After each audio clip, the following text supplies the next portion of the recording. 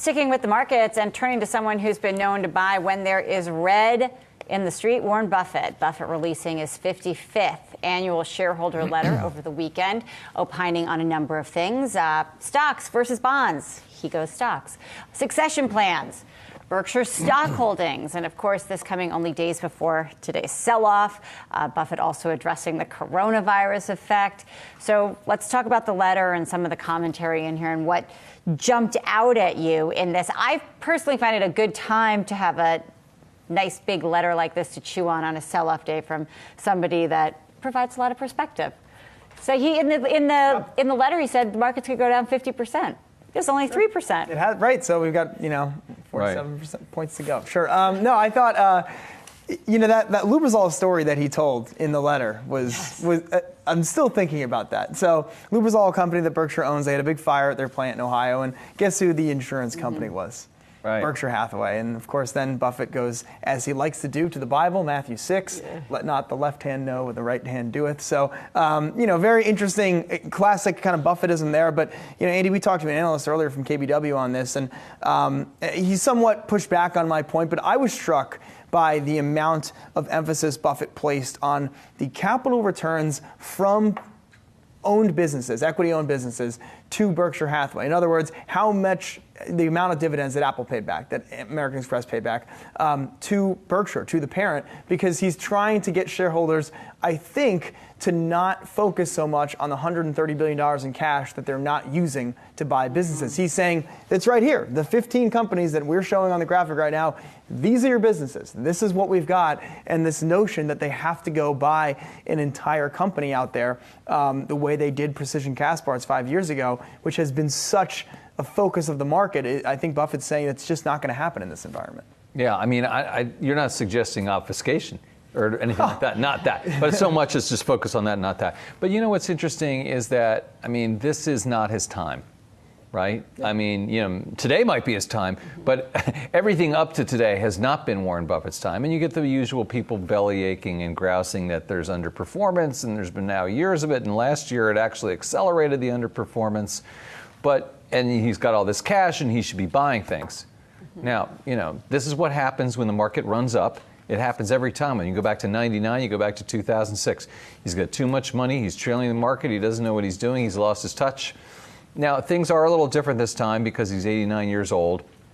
And he does have more money than he's ever had by a long shot. So you've got the tyranny of large numbers working against him. And does he still have the wherewithal to pull it off? But, now, is this an indicator of things to come, and is today the beginning of it? Right. I think that's the big question here. And the interviews that he gave today on CNBC when he was talking about Apple, just with the letter and the way he expressed his effusion for Apple, but as a company within the portfolio, almost like your Justin Booths or Fruit of the Loom. Mm-hmm. I think he thinks about them not just as these are, investments that I gave money to somebody and they bought that these are, we should be thinking of him because he says you pay a premium for taking out a whole company.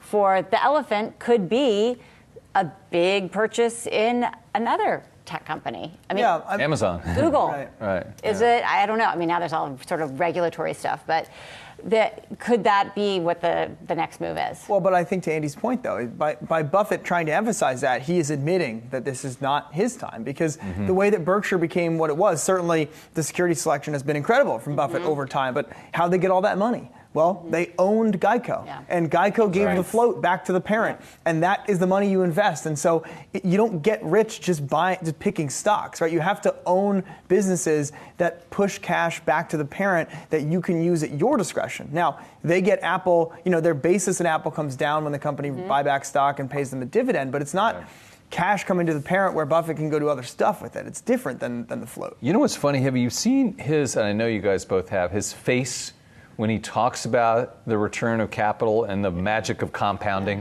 Yeah. It is joy, right? And it's like, you just do this and then this happens, and it's just so amazing. I think he has joy, takes joy in it in a way that I know I don't. I like it. Who doesn't? Yeah. But it's just He's pretty darn happy. It's just so different, isn't it? back to that KBW note, they Yeah. just think the best of the float is over. You know, him continuing to talk about the float, like, great, but look at rates and look at what kind of world we live in right now. And to that point, another interesting wrinkle in the letter, Ajit Jain, in charge of the insurance operations, Greg Abel in charge of the non-insurance businesses, they're eligible for questions this year. So I think it's on every interested shareholder, certainly the reporters who do the questions, the analysts, there will be questions to the two of them, quite a few, and I think that's really where my interest lies. I know what Buffett's going to say about a bunch of stuff, or I think I know, but we could approximate it. It's like those two guys are really... There was that quote about being 100% prepared for when Charlie and Warren are not there. That was a kind of big takeaway, and these two guys obviously are going to be the people running it from the operational standpoint, and then Ted and Todd from the investment standpoint. We've heard a little bit from them before, so not to take the analogy too far, but it's a little bit like Bloomberg at the debate.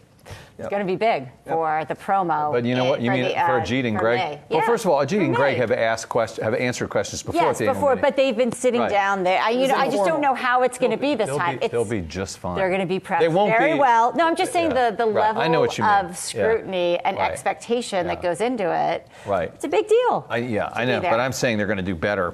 Yes, Yeah. No, I wasn't saying think you're anything about how they're going to do, but just about somebody making their debut in a normal way. Yeah, I mean, I think it's about time. I'm glad. Well, be sure to check out the Berkshire Hathaway annual meeting. It is May 2nd, exclusively on Yahoo Finance. Hey investors, Zach Guzman here. Are you interested in learning more about the markets and getting the latest financial news? Well, then click right here to subscribe to our Yahoo Finance YouTube channel.